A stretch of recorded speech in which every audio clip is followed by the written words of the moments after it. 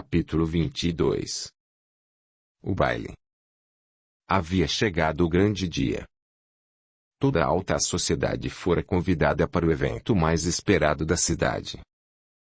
Os candidatos à mão da filha do barão eram muitos, e Brenda estava ansiosa. Aline e Urbano combinaram de manter a vigilância, para que Patrícia não ficasse sozinha em nenhum momento. Guarrido estava radiante e esperançoso de que os negócios enfim voltariam a prosperar com o noivo que arranjara para Brenda. Ele não havia contado nada à filha para que ela não estragasse seus planos.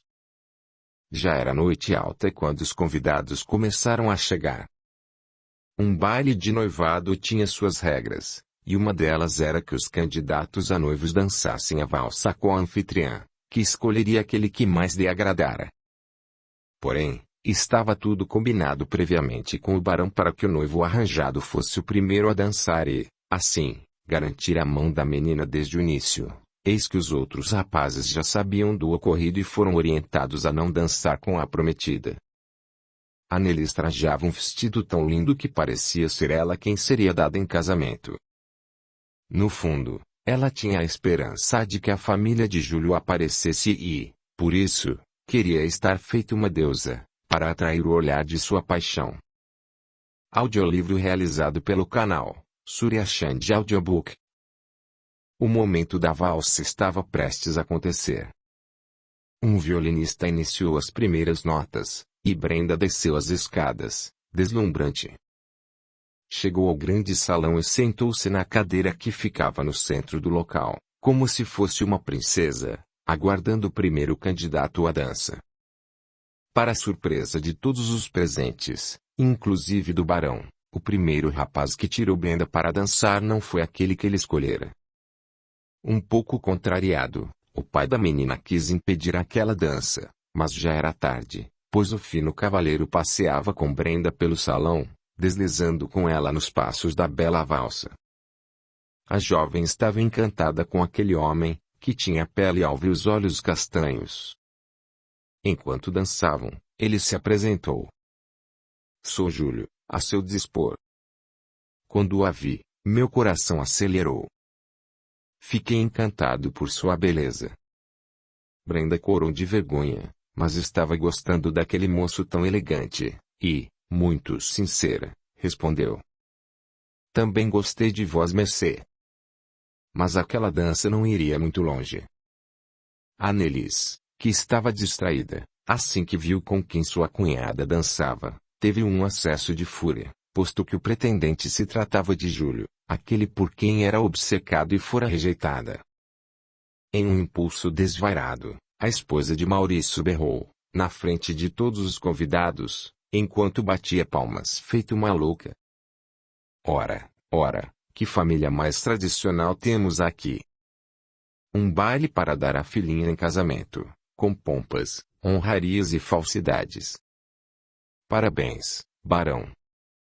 Consegue mesmo disfarçar sua decadência. Calha a boca, Annelise, ordenou o anfitrião, nervoso. O que está fazendo?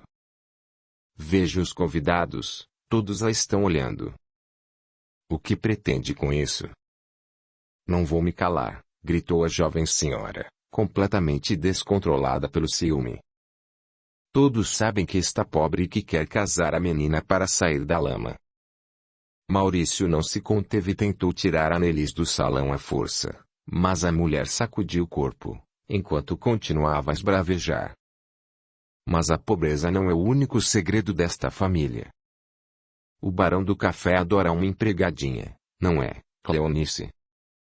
A governanta ficou vermelha de raiva e olhava para ela como a lhe suplicar que parasse de falar.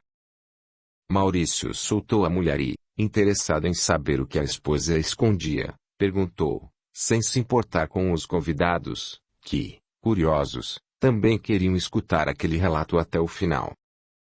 O que disse? Cleonice e meu pai. Amantes. Sim, meu querido marido, confirmou Annelise. E, além do caso que os dois têm até hoje, existe outro segredo do qual não gostará de saber. Mas então fale logo e acabe com esta palhaçada, ordenou Maurício, já fora de si. Vosmecê é filho da empregada com o barão. Pronto, está tudo revelado agora, falou a jovem, transtornada. Maurício e Patrícia estavam atordoados e muito envergonhados diante de tal cena. Júlio abraçava a Brenda, que chorava muito.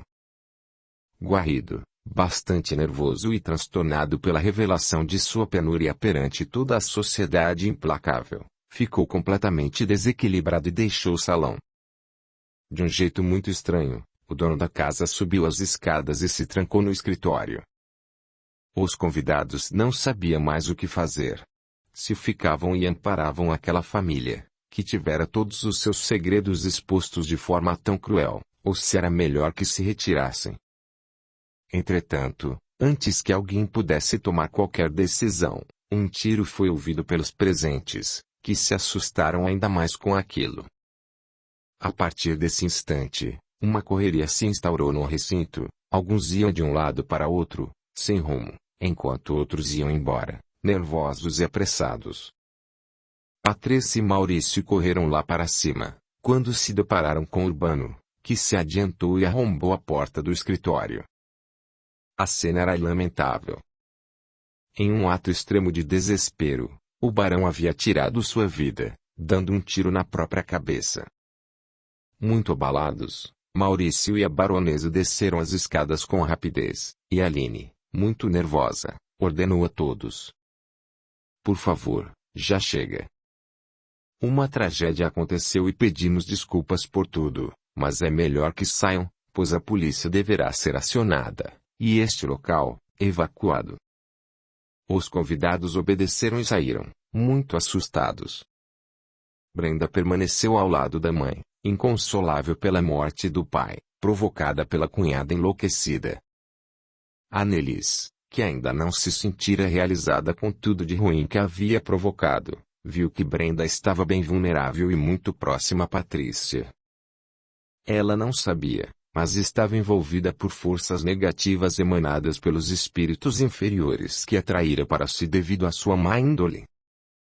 E, como se não bastasse, o comportamento contrário à moralidade e o ciúme doentio que sentia naquele momento contribuíram para que a esposa de Maurício aceitasse a sugestão desses espíritos menos felizes e tomasse a arma de um dos capatazes, apontando-a para Brenda, enquanto dizia: traidora! Roubou meu amor de propósito.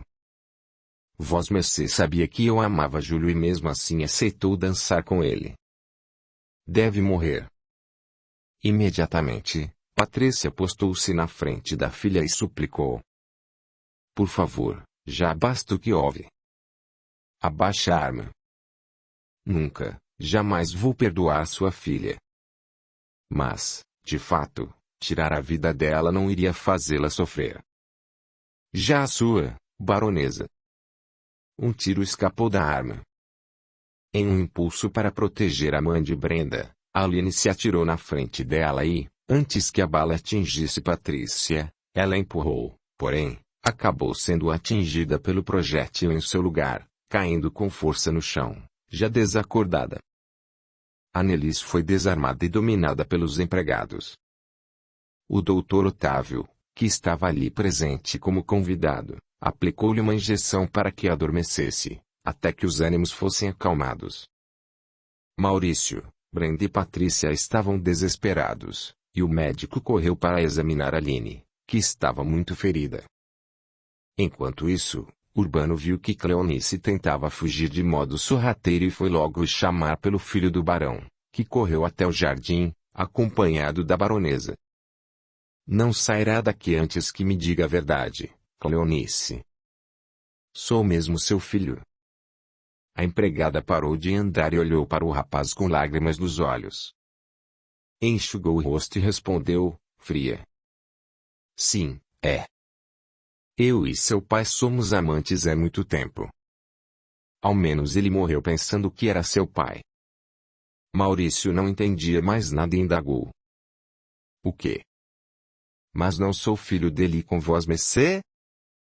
Não. Nunca fui fiel ao barão e tive casos com empregados da fazenda. Engravidei de um deles, que inclusive já se foi, mas disse ao vosso pai que o filho era dele, para poder ter a chance de conviver com vosmecê e lhe dar uma vida de rei. Mas que absurdo, protestou Maurício. Vá embora daqui. Não quero mais vê-la, saia. A governanta lançou um último olhar para o filho e saiu, para nunca mais voltar. Maurício, inconsolável, olhou para a baronesa, que estava arrasada também. O rapaz queria saber de tudo e questionou com a voz embargada. Por que não me contou? A baronesa, com muita sinceridade, justificou. Porque para mim nunca fez diferença o fato de não ter nascido de meu ventre. É meu filho e sempre será. Mas sabia que eu era filho da governanta. Não, isso eu soube junto com vosmecê. Aliás, só descobri o envolvimento dela com seu pai no dia de seu casamento. Como foi que cheguei a esta casa?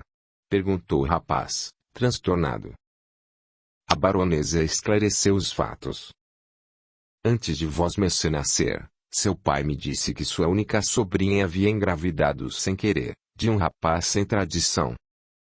Para evitar que um escândalo manchasse a honra da moça e marcasse para sempre a família de seu único irmão, Guarrido me disse que a jovem mãe iria ter o filho fora do país e que a criança, assim que nascesse, seria trazida para esta casa, devendo ser criada como se fosse um filho nosso.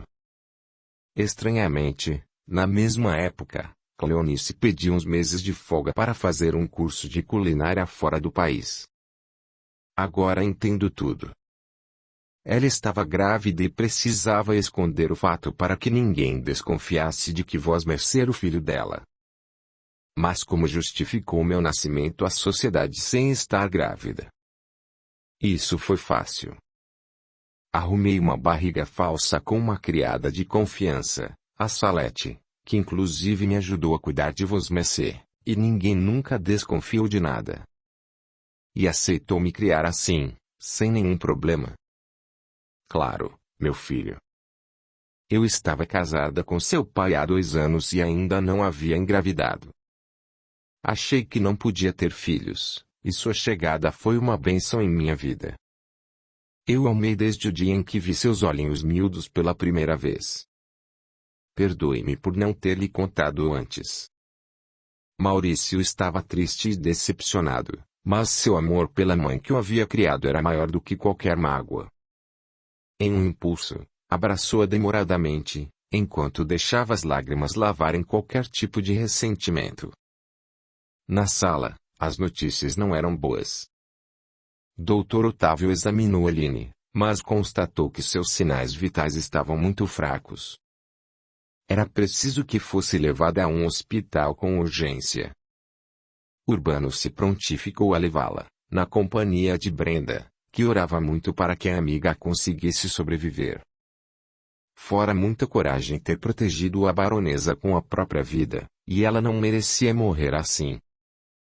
Maurício e Patrícia tiveram de permanecer na casa até que a polícia terminasse de fazer a perícia para constatar o suicídio do barão, e, tão logo tudo fosse devidamente apurado e todos liberados, os dois iriam se dirigir ao hospital. Os amigos espirituais da casa também oravam, suplicando ao pai que fizesse por Aline o que fosse melhor. A menina, embora desacordada aos olhos dos encanados, sentia que seu espírito subia cada vez mais, como se pudesse voar. Ia cada vez mais alto, sem entender direito o que estava acontecendo consigo. Sentiu que parou em um lugar muito bonito, com campos verdes floridos, pássaros e alguns animais. Foi invadida por uma súbita paz, quando avistou uma bela mulher, que a olhava sorrindo, com os braços abertos.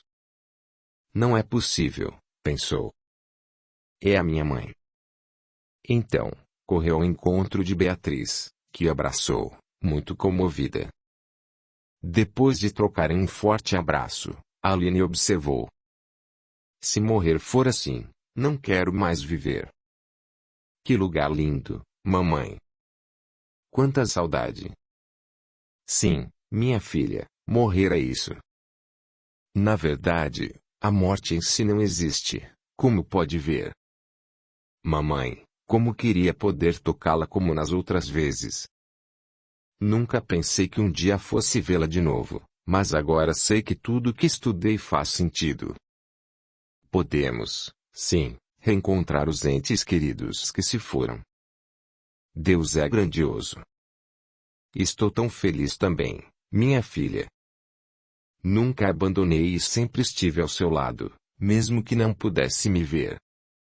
Eu acredito. Mas agora tudo está resolvido, pois não a deixarei mais. Gabriel, que acompanhara Aline até aquele plano da espiritualidade, sem que ela pudesse se dar conta, caminhou na direção das duas e se apresentou. Aline, meu nome é Gabriel e fui seu protetor espiritual na Terra. Fico muito feliz que tenha reencontrado Beatriz. Ela ama muito. Olá, Gabriel, agradeço por ter estado ao meu lado todo esse tempo. Devo ter lhe dado muito trabalho. Os três sorriram, mas subitamente Aline se lembrou dos últimos instantes em que estivera na Terra, e seu sorriso se apagou.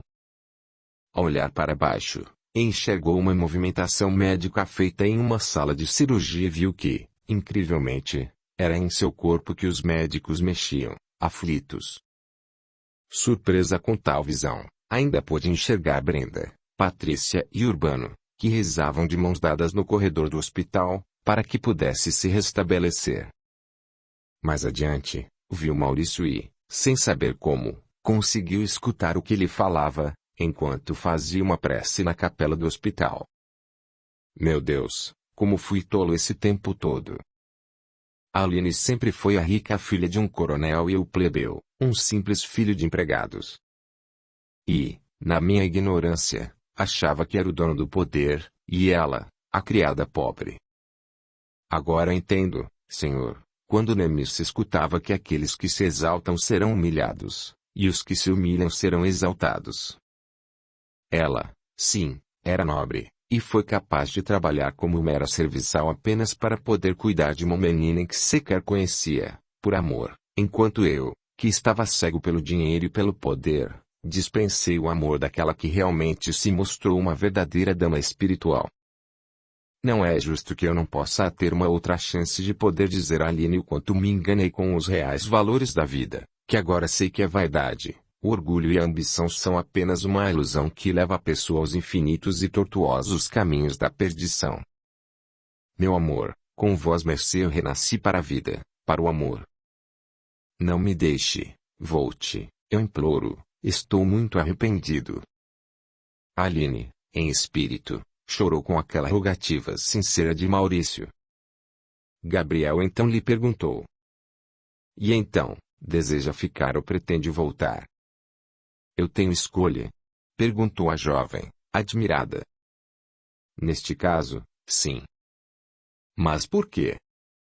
Porque seu gesto foi o maior que alguém poderia ter enquanto encarnado, explicou Gabriel, que prosseguiu. Dar a própria vida para salvar outra, por amor, é a extrema renúncia de si mesmo, o ápice da caridade. Por esse motivo, conquistou o mérito de poder escolher entre voltar à vida física ou aqui permanecer. Aline olhou para Beatriz, que disse. Minha filha, qualquer que seja sua decisão, estarei ao seu lado. A jovem pensou um pouco, em silêncio. Gabriel advertiu. Pense rápido, pois os cordões energéticos que ligam seu espírito ao corpo estão muito frágeis e, a qualquer momento, poderão se romper em definitivo. Antes que pudesse dizer qual teria sido sua opção, Aline sentiu um choque e um empurrão muito forte que a puxava para baixo, rapidamente. Gabriel e Beatriz permaneceram serenos, pois sabiam que intimamente ela já havia feito sua escolha. Curta, comente, compartilhe, e se inscreva, se já não o fez. A gratidão é o caminho da evolução. Capítulo 23. Uma nova chance. Maurício estava inconsolável, e Patrícia foi até a capela para lhe fazer companhia. Muito tristes, os dois estavam abraçados, em silêncio, quando foram surpreendidos pelo Dr. Otávio, que os chamou para uma conversa em particular. Sinto muito, mas as notícias não são boas. Por favor, venham comigo até meu consultório. Lá chegando, a baronesa suplicou, com lágrimas nos olhos. Fale logo, doutor, não aguento mais de tanta aflição. Fizemos a cirurgia, retiramos a bala, mas ela perdeu muito sangue. Do jeito que está, creio que em questão de algumas horas a menina não resistirá e... Doutor, doutor, gritou o enfermeiro, interrompendo a conversa. Venha rápido comigo. Precisa ver aquela moça baleada agora. Com licença, disse o doutor Otávio, enquanto corria até o leito de Aline. Maurício e Patrícia se retiraram da sala desolados, tendo quase certeza de que o pior estaria por vir. Quando o médico chegou, porém, teve uma feliz surpresa. Aline havia recuperado os sinais vitais e tinha aberto os olhos. Muito feliz, não conseguiu entender como ela estava viva depois de ter perdido tanto sangue. Pensou que aquilo tudo só poderia ter sido um milagre de Deus. Prontamente, examinou a paciente e, sem demorar, foi se encontrar novamente com Patrícia e, apressado, pediu: Preciso de sangue. Peço que todos os acompanhantes de Aline façam uma doação. Os sinais vitais dela voltaram milagrosamente, e tudo de que ela precisa neste momento é repor o sangue que perdeu. Esperançosos, os acompanhantes obedeceram e fizeram a doação. A transfusão foi um sucesso, e Aline já conseguia respirar sozinha, precisando apenas de um pouco de repouso. Ela não se lembrava dos momentos que passara no plano espiritual, mas guardava em seu coração a certeza de que fora muito auxiliada pelos amigos do astral. Bastante felizes, Maurício, Brenda, Urbano e Patrícia retornaram à capela, agora não mais para pedir, mas sim para agradecer a Deus por ter salvado Aline e poupado sua vida. Os espíritos de Gabriel, Beatriz e Orlando acompanhavam o desenrolar dos acontecimentos e intimamente concordavam que Aline fizera a melhor escolha. Foi a vez de Orlando dizer: Gabriel, agora que as coisas parecem caminhar bem, sinto que devo me preparar para o futuro, assim como minha amiga Beatriz. O amigo respondeu, anuindo: Está certo, meu irmão, devem mesmo se preparar para um novo ciclo, que não tardará. Fizeram o melhor que podiam e agora merecem ter uma nova chance. Fiquem certos de que continuarei aqui desempenhando minha missão com todo o amor e responsabilidade possíveis, sob o amparo de Jesus. Antes que partamos, aduziu Orlando, seria muito inconveniente de minha parte pedir-lhe informações sobre como estão os espíritos que infelizmente sucumbiram nesta reencarnação? Não, Orlando, pois, analisando as experiências de nossos irmãos, sem a maledicência, a maldade ou o julgamento, temos a oportunidade de aprender com os erros deles e tentar evitar cair em situações semelhantes. Vou ser breve. Sabe que João, o capataz assassinado, foi recolhido pelo plano espiritual do dia em que foi auxiliado por Aline. O que posso dizer é que, após se recuperar, ele decidiu que ali permaneceria para poder aprender sobre sua atual condição e, quem sabe, ter uma nova oportunidade na carne. Já o coronel Eustácio não teve a mesma sorte, posto que suas ações não lhe possibilitaram o socorro imediato, por isso ainda ignora o que lhe ocorreu e a todo custo quer voltar à fazenda, embora não consiga se movimentar. Com o tempo, ele receberá o amparo de que necessita, mas antes precisará ao menos reconhecer os erros que cometeu. E Quitéria? Indagou Orlando, com certa compaixão. Bom, quanto a ela, infelizmente, também terá que se esforçar para se restabelecer. Por enquanto, seu espírito não aceita deixar o corpo material, e ela sofre vendo sua decomposição física, sem nada poder fazer para evitar esse processo orgânico. Por ora, meu amigo, a única forma de auxiliar Quitéria é vibrar por ela. Não perca as esperanças, pois a misericórdia divina está ao alcance de todos, e, ainda que tudo pareça ser como uma noite interminável, Jesus nos prometeu que não nos abandonaria e nunca nos desampararia. Foi a vez de Beatriz questionar. E o barão, como está? Sua condição é um pouco pior do que a dos outros irmãos sobre os quais falamos há pouco, pois ele transgrediu a lei maior quando decidiu tirar a própria vida. Ainda que o ato tenha sido executado sob o domínio de violenta emoção, as consequências são dolorosas, e seu espírito terá que passar por circunstâncias difíceis para valorizar a vida. O processo será árduo, mas fundamental para que ele restabeleça seu equilíbrio e possa obter uma nova oportunidade de aprendizado e harmonização. Vendo que os tutelados precisavam partir, Gabriel concluiu, amoroso. O que importa, meus amigos, é saber que, antes de sermos visitados pela escuridão da dor, somos convidados a trilhar nossas experiências pelos caminhos do amor. Porém, como espíritos ainda atrasados, ignoramos os convites sutis de nosso Pai e optamos pelas veredas da vaidade, da ambição, do poder e das facilidades materiais. A porta estreita é sempre a mais difícil, mas é ela quem nos livra das aflições dolorosas. Já a porta mais larga nos permite um caminho mais livre, porém, temos que ser prudentes e não nos deixar levar pelos falsos atalhos, que quase sempre nos provocam quedas a nos atrasar ainda mais o percurso. Desejo a vocês, meus irmãos, boa sorte nesta nova jornada. Após os esclarecimentos salutares de Gabriel, os amigos trocaram um abraço fraterno de uma breve despedida. Era chegado o momento de Beatriz e Orlando partirem para uma outra missão. Alguns dias se passaram desde a trágica noite do baile.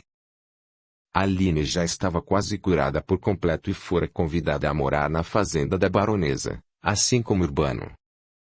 Annelise, que após o surto fora internada para receber tratamento em um hospital psiquiátrico, estava cada dia pior, apresentando devaneios e alucinações constantes.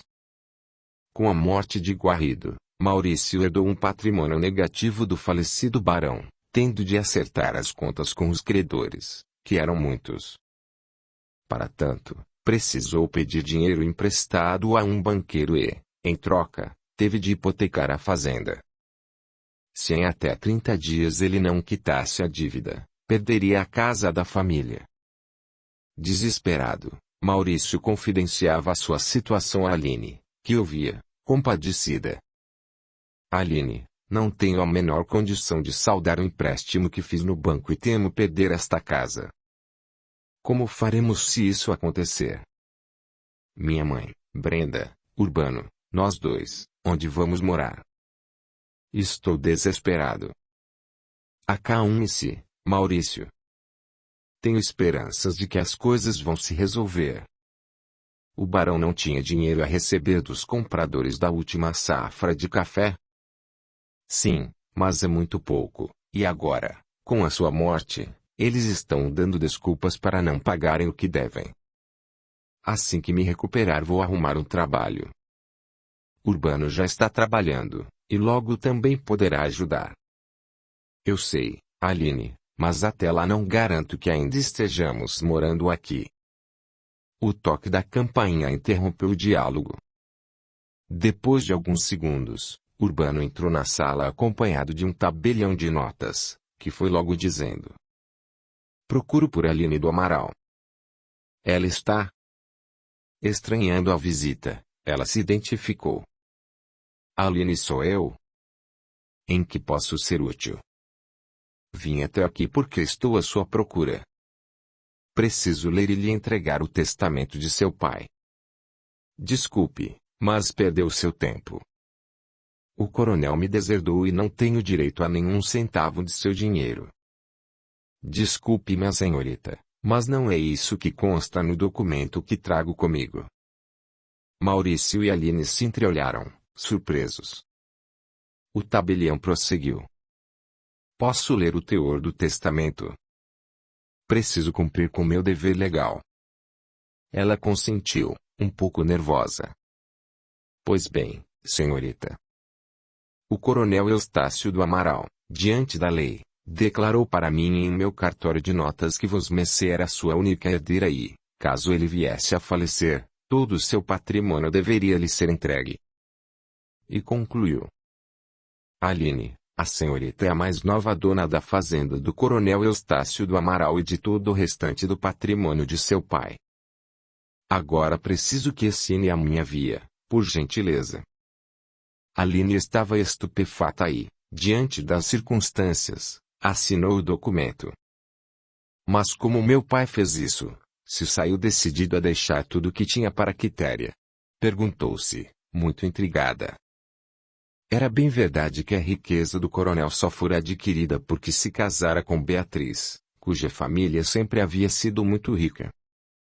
Mas, com a morte dela, ele poderia dispor de tudo à maneira que quisesse. Sem conseguir conter a curiosidade, Aline perguntou ao tabelião antes que fosse embora. Desculpe, mas naquela manhã em que meu pai morreu fui informada de que ele tinha ido ao seu cartório, e, pelo que sei, a intenção dele era deixar toda a fortuna para a também falecida esposa. O que o levou a mudar de ideia? O tabelião hesitou um pouco em responder. Bom, por uma questão ética, não posso revelar o que houve naquela manhã. Ética? Mas ele está morto. Não entende que eu preciso muito saber o que levou meu pai a mudar de ideia? A súplica da menina comoveu o dono do cartório, e ele resolveu falar o que sabia. Olhe, Aline, não vou mentir que o coronel chegou ao meu cartório decidido a deserdá-la. Apesar de saber que ele tinha uma legítima herdeira, sabe que os coronéis são poderosos e fazem as próprias leis.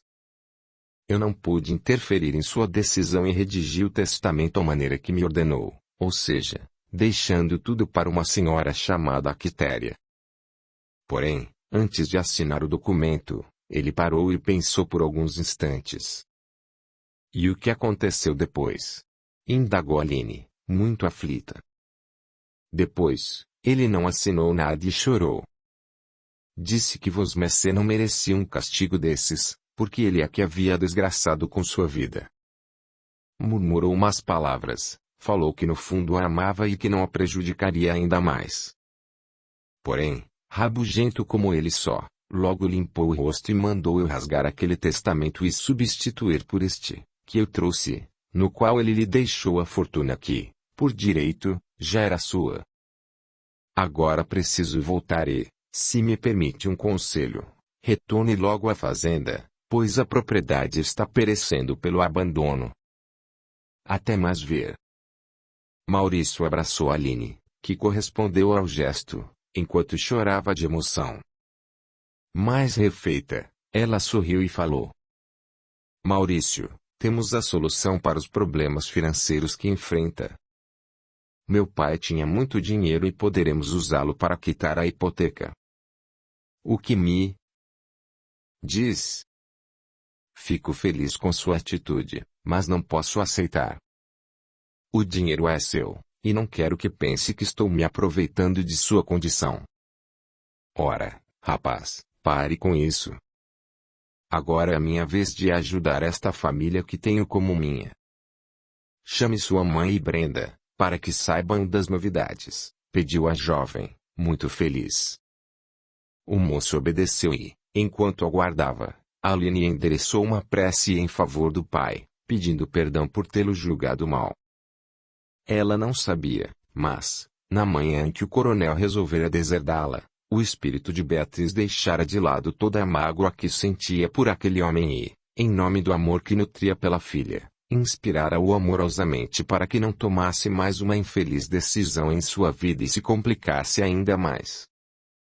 Depois de ouvir o relato do tabelião, Aline estava em paz, pois compreendia que, a despeito de todas as atitudes equivocadas do coronel, aquele átimo de arrependimento demonstrava que, apesar de tudo, ele tinha um coração que pulsava e que sua bondade estava ali, latente, esperando apenas que iniciasse sua redenção.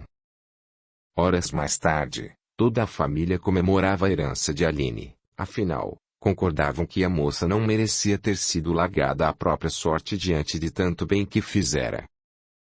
Porém, mais um fato interessante ainda aconteceria naquela noite. Brenda e Aline conversavam no quarto. Vosmecê gostou daquele rapaz que dançou contigo, não? Perguntou Aline, sorrindo. Sim, gostei muito. Lamento apenas que seja o mesmo rapaz de que Anelis gosta aí. Pare com isso, Brenda, ordenou a amiga. Anelis não gosta de ninguém. O que ela sente ou sentia por esse rapaz é uma obsessão, um desejo, nada mais. Não deve pensar nisso, mas sim em sua felicidade, afinal, ele pediu para dançar com Vosmecê, o que demonstra seu interesse. Antes que pudessem concluir a conversa, um chamado inesperado da baronesa surpreendeu as duas, que desceram as escadas rapidamente. Na sala, elas se depararam com Júlio e sua família.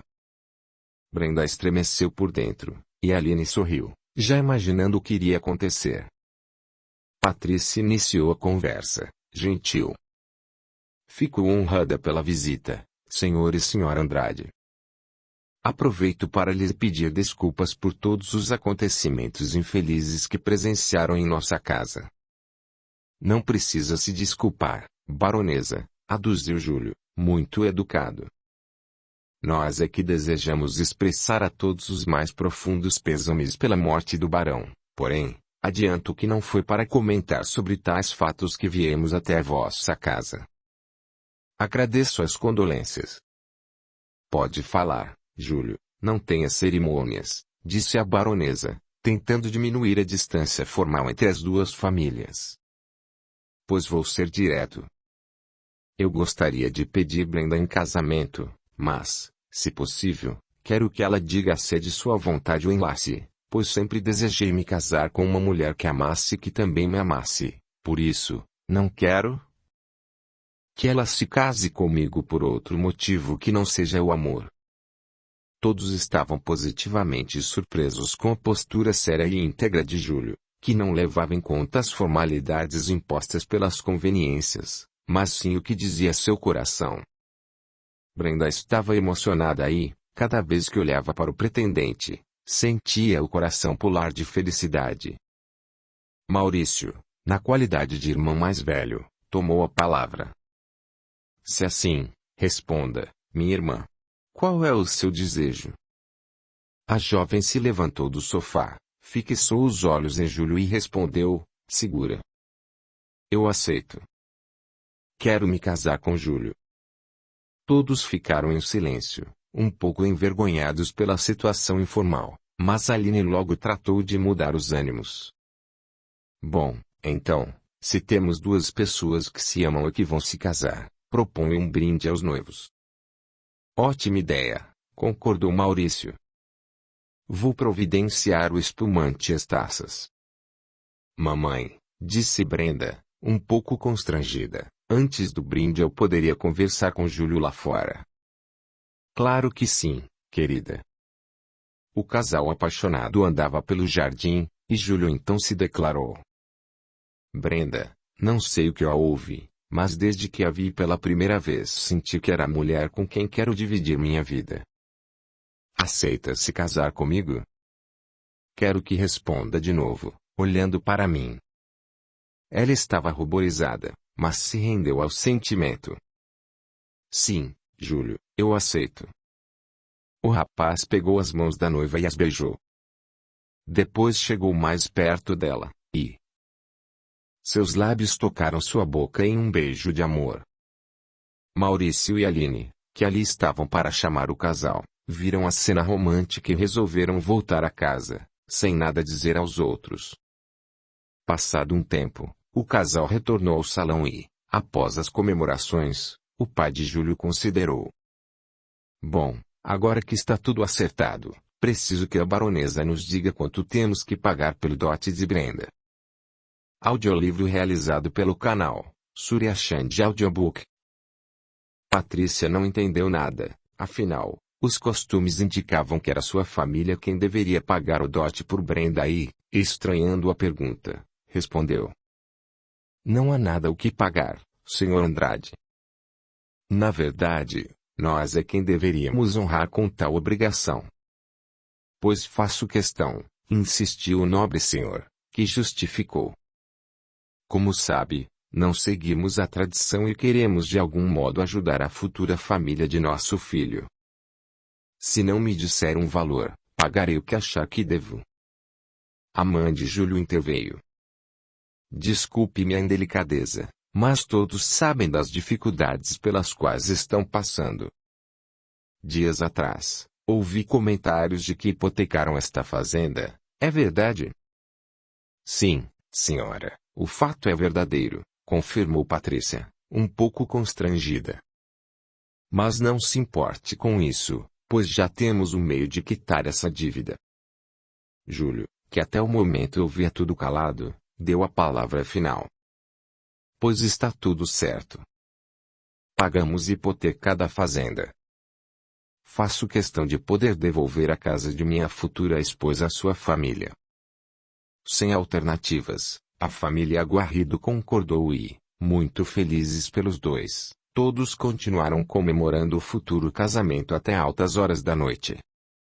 Capítulo 24. Vaidade, um manancial de ilusões. Alguns meses se passaram, e Aline teve a oportunidade de finalmente poder esclarecer a Patrícia, Maurício, Urbano, Júlio, e até o Dr. Otávio, que Brenda nunca fora esquizofrênica, mas sim portadora de mediunidade.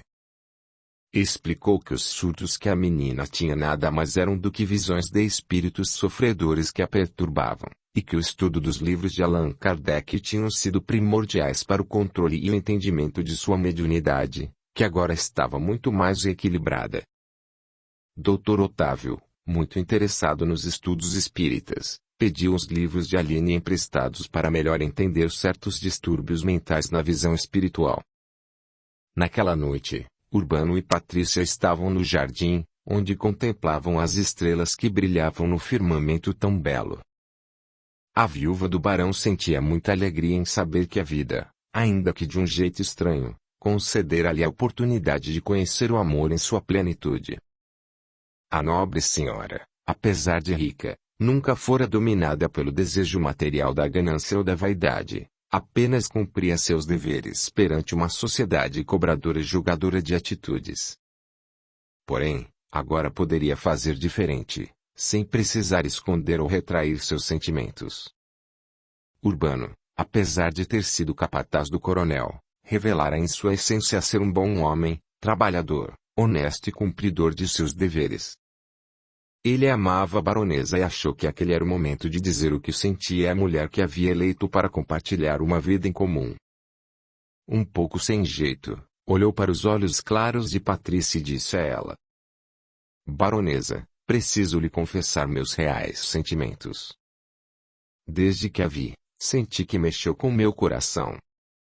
Eu sei que ainda guarda o luto pelo barão, mas queria que aceitasse meu pedido de namoro.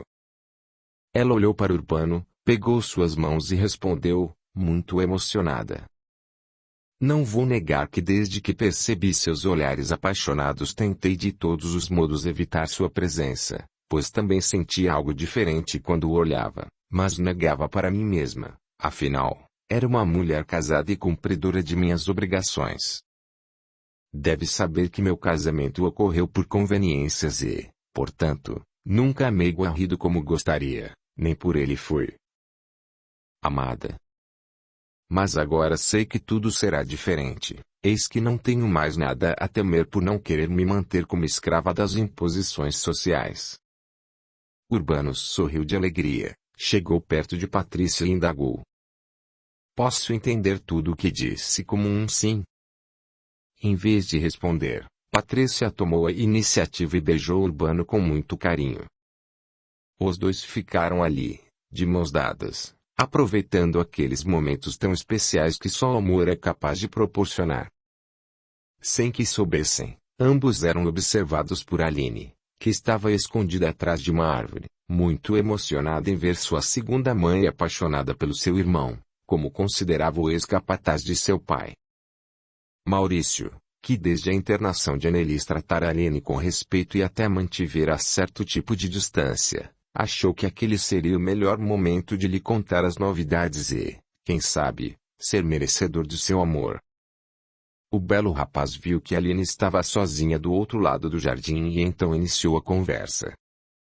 Aline, o que faz a essa hora aí, tão solitária?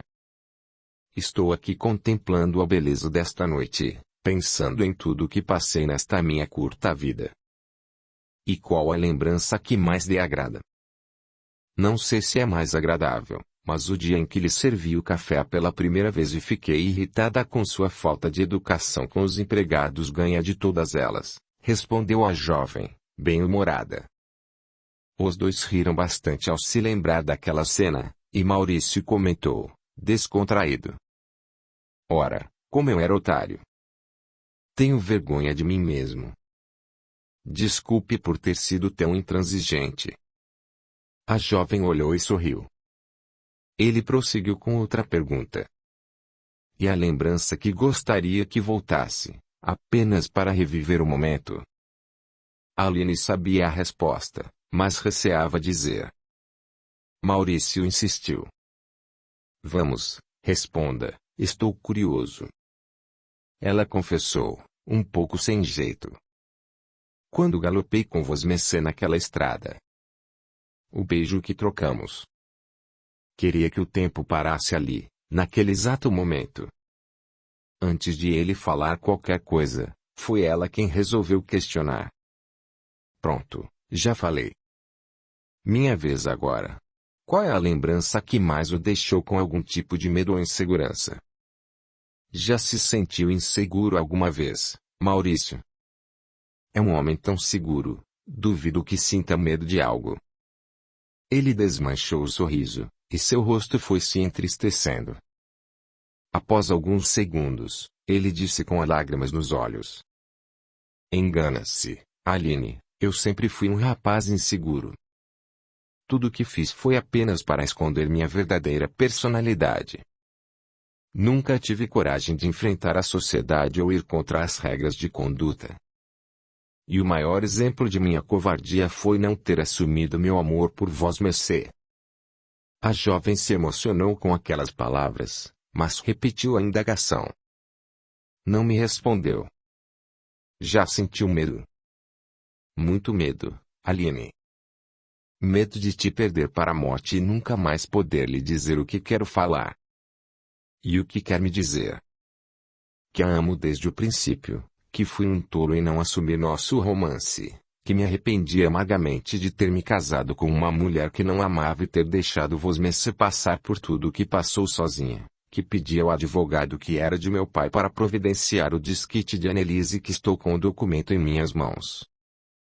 Sou um homem livre agora, Aline, apesar de saber que as leis não permitem que me case novamente. Mas o que isso importa?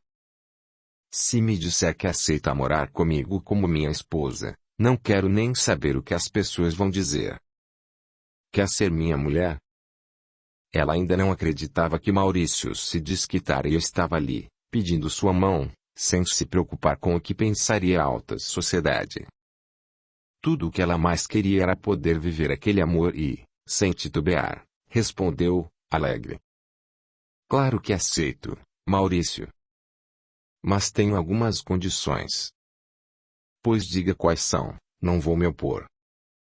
Não pretendo usar a fortuna de meu pai apenas para proveito próprio. Minha intenção é que a fazenda em que eu morava seja transformada em um grande sanatório, onde doentes que padeçam de transtornos mentais sem condições financeiras para o tratamento possam ser tratados, de graça. Além dos cuidados médicos, conversei com Brenda e, com a anuência de Júlio, seu futuro marido, decidimos que nós duas trabalharemos em prol do restabelecimento espiritual desses doentes, com o exercício da mediunidade dela e o constante estudo da doutrina espírita. Em consequência, se realmente me quiser como esposa, teremos que viver com o que você ganha por meio de seu trabalho, e eu também vou trabalhar como enfermeira para ter meu próprio dinheiro. Maurício olhou para a amada e, admirado, concordou. Do jeito que quiser, Aline. Vamos construir nosso patrimônio juntos, com o fruto de nosso trabalho. Mas e Annelise? Como ela está? Maurício balançou a cabeça e comentou com certa compaixão. Bom, depois do que fez com Vosmecê, ela foi condenada por tentativa de homicídio e só não cumpriu a pena na prisão porque o médico a diagnosticou com esquizofrenia, devendo permanecer sob a custódia da justiça, internada em uma clínica psiquiátrica. Meu Deus, lamentou Aline, nunca poderia dizer que uma dama tão educada acabaria internada com distúrbios mentais. Devemos rezar por ela, Maurício. Ainda não cheguei a esse desprendimento, Aline, ainda mais quando soube pelo burburinho das pessoas que a Annelise tinha inúmeros casos extraconjugais. Não devemos julgar ninguém, advertiu a jovem, pois não sabemos quais foram ou ainda serão as quedas que vamos sofrer durante nossa caminhada, Maurício. Aprendi que todos nós ainda somos passíveis de cometer enganos e injustiças, e por isso todos são dignos de nossa indulgência. Tudo bem, vou tentar compreender o que me disse. Mas, mudando de assunto, eu ouvi bem? Falou mesmo que aceita ser minha mulher? Sim, foi isso que eu disse. Então está na hora de reviver aquela sua lembrança, afirmou o rapaz, enquanto beijava Aline com muito amor. Um ano passou rápido, e o casamento de Brenda e Júlio chegou. A fazenda dos Guarrido estava toda enfeitada, e uma harmoniosa orquestra tocava as músicas para alegrar os convidados. Urbano e Patrícia estavam no altar, acompanhados de Aline e dos pais do noivo. A marcha nupcial anunciou a entrada da noiva, que estava radiante e iluminada. Ao lado de Brenda estava Maurício, muito elegante, tendo sido por ela escolhido para levá-la ao encontro de Júlio, que estava bastante emocionado. O padre fez uma missa linda, e a troca das alianças foi marcada por muita alegria e emoção. Os pássaros cantavam, as flores estavam abertas e parecia que toda a natureza dizia sim àquela união abençoada por amor, respeito e honestidade. A festa foi divertida, e os noivos partiram pouco depois do seu início, pois viajariam por alguns dias em lua de mel. Antes de partir, Brenda abraçou a mãe, que lhe aconselhou. Filha, cuidado, tá? Fique perto de Júlio e não se esqueça de levar os casacos, pois é muito frio no sul do país. Mamãe, pare com isso, não tenho mais 15 anos, respondeu a menina, sorridente. Aline se aproximou de Brenda e também a abraçou, enquanto lhe desejava toda a felicidade do mundo.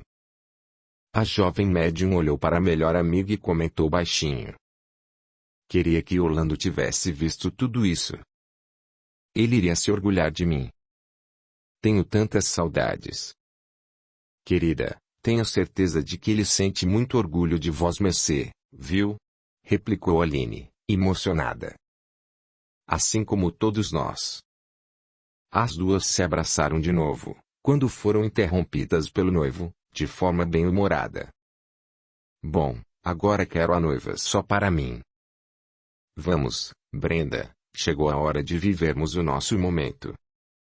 Os noivos partiram, felizes, deixando os convidados desfrutando da bela festa de casamento. Patrícia e Urbano também estavam de saída, pois aproveitariam o momento para fazer uma viagem. Urbano se aproximou de Aline, pegou suas mãos e confidenciou.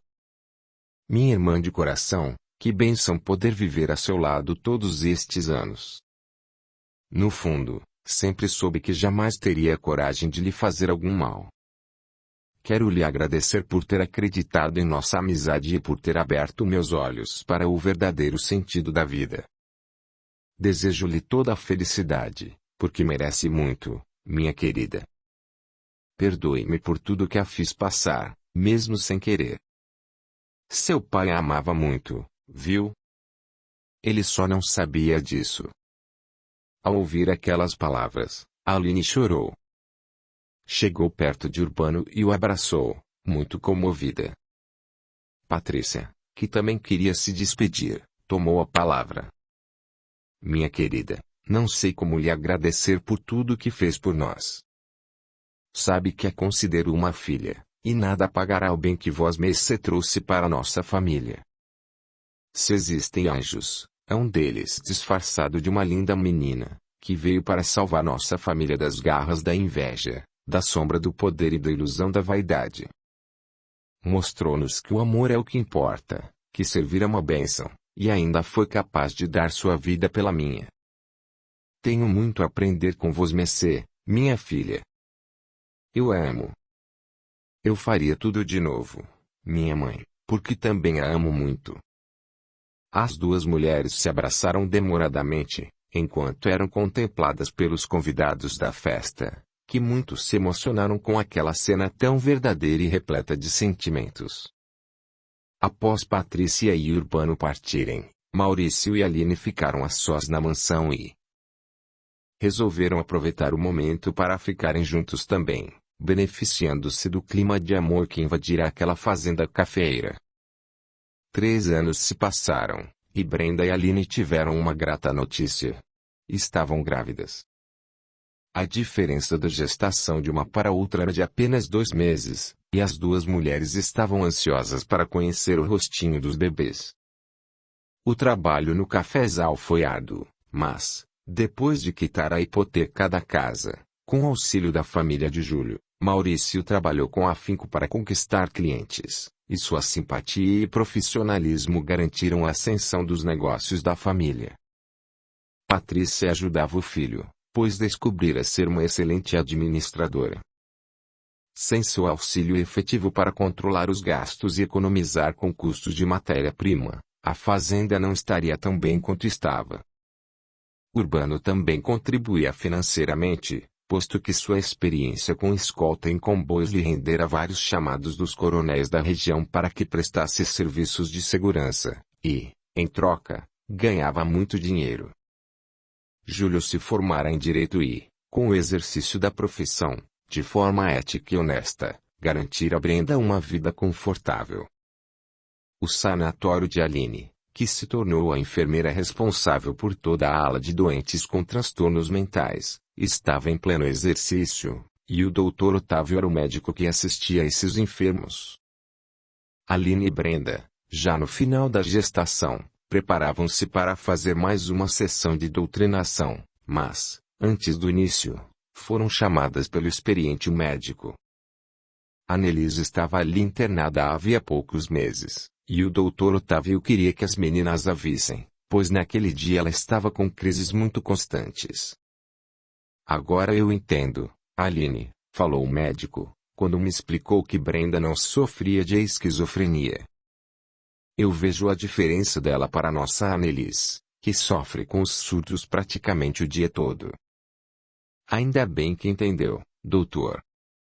O esquizofrênico, além do tratamento médico, precisa muito de apoio, principalmente espiritual. Isso porque ele pune a si mesmo por erros que cometeu, e tal atitude agrava ainda mais seu estado. É importante que sua família ou aqueles que o visitam conversem com ele enquanto dorme, aconselhando-lhe o perdão e, sobretudo, o auto-perdão. Pode não parecer, mas seu espírito ouvirá essas sugestões e, devagarzinho, ele poderá se acalmar e, quem sabe, ter as crises amenizadas, esclareceu Aline, muito segura. E o que podemos fazer por ela agora? Perguntou Brenda, curiosa. Dizer baixinho em seus ouvidos que a perdoamos, Brenda, orientou Aline, que ela precisa se reequilibrar, ter paciência com os próprios erros e principalmente perdoar. Falar que todos, sem exceção, sempre têm uma oportunidade de recomeçar. Annelise sentia a presença deles, mas não conseguia distinguir quem eram. No entanto, uma paz invadiu-lhe o coração, e essa sensação a fez adormecer mais serena, o que havia se tornado muito difícil nos últimos dias. Vendo que a paciente dormia tranquilamente, o Dr. Otávio agradeceu. Meninas, fico muito grato por terem ajudado nossa Annelise. Parece que ela registrou essa energia amorosa de paz e enfim conseguiu se entregar ao sono. Antes de um médico completar o raciocínio, Brenda sentiu um líquido escorrer pela sua perna e gritou, desesperada. Meu Deus, o que está havendo comigo? Por que estou toda molhada? Sua bolsa, Brenda, disse o médico, ela estourou. A criança vai nascer. Imediatamente, Brenda foi levada para o quarto, enquanto Aline pediu a um dos funcionários que avisasse a família, principalmente Júlio. O trabalho de parto demorou algumas horas, quando por fim todos puderam ouvir o choro do bebê. Muito emocionados, Brenda e Júlio seguravam a criança nas mãos e constataram que se tratava de um lindo e robusto menino. Ele então perguntou: Já sabe que nome nosso filho terá, meu amor? Brenda pegou o garotinho, olhou bem para o seu rostinho e reparou que ali havia uma discreta manchinha, daquelas que algumas pessoas chamaram de sinal de nascença. Pensou. Engraçado, eu tenho quase certeza de que já vi alguém com esse mesmo sinal. Não era meu pai, nem Maurício. Em um lapso de memória, lembrou-se. Claro, era Orlando, ele tinha a mesma manchinha, que ficou muito perceptível naquele dia em que apareceu para mim. Meu Deus, é ele, meu anjo voltou. Muito feliz, Brenda estava banhada em lágrimas e, enquanto agradecia mentalmente a Deus pela bênção do filho e da renovação da vida, respondeu ao marido. Sim, querido. O nome de nosso filho será Orlando. Exatamente 2 meses depois, nascia Beatriz, filha de Aline e Maurício, que coroou e renovou as alegrias de toda a família. Por mérito adquirido durante a erraticidade, os espíritos de Orlando e Beatriz tiveram a oportunidade de renascer para uma nova vida e agora estavam de volta ao convívio daqueles que tanto amavam. Gabriel, que ficou muito feliz pelas escolhas acertadas de seus assistidos, pois souberam aproveitar a reencarnação para reconstruir seus passos na direção da evolução, viu naquela oportunidade um bom momento para aconselhar alguns espíritos que iriam renascer na Terra com a tarefa da mediunidade. Assim, iniciou a palestra. Queridos amigos e irmãos em Cristo, é com muita alegria que vejo que alguns de nossos companheiros de jornada conseguiram reconstruir sua vida, mediante a adoção de atitudes mais nobres e elevadas.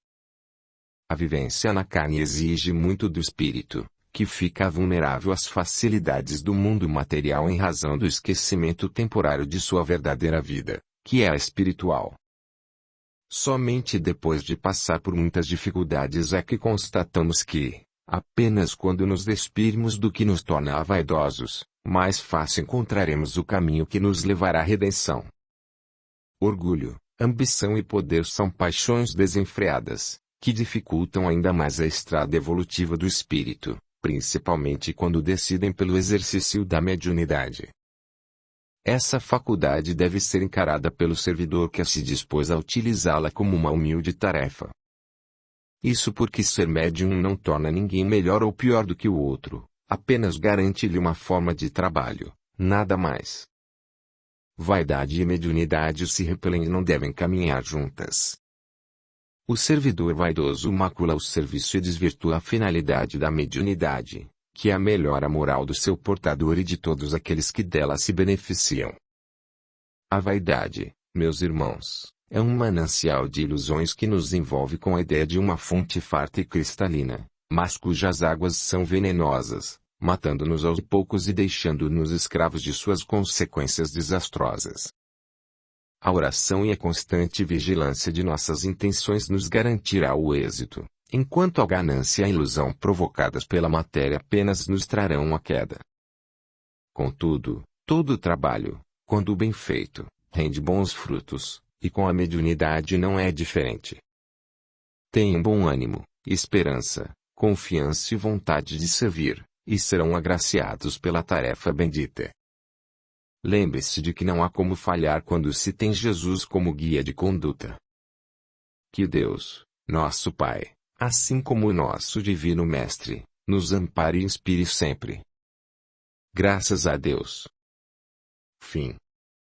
Se você gostou da história, o que acha de compartilhar com outra pessoa? Deixe o seu gostei, comente. Ajude o canal a crescer. Gratidão. Este audiolivro representa uma contribuição do canal Surya Chand Audiobook, para aqueles que necessitam, como é o caso dos deficientes visuais, e como forma de acesso e divulgação para todos. Seja membro do canal, e dê o seu apoio ao trabalho realizado com muito carinho para você. Se inscreva, ative o sininho, e clique em todas, para receber as notificações de novos audiolivros.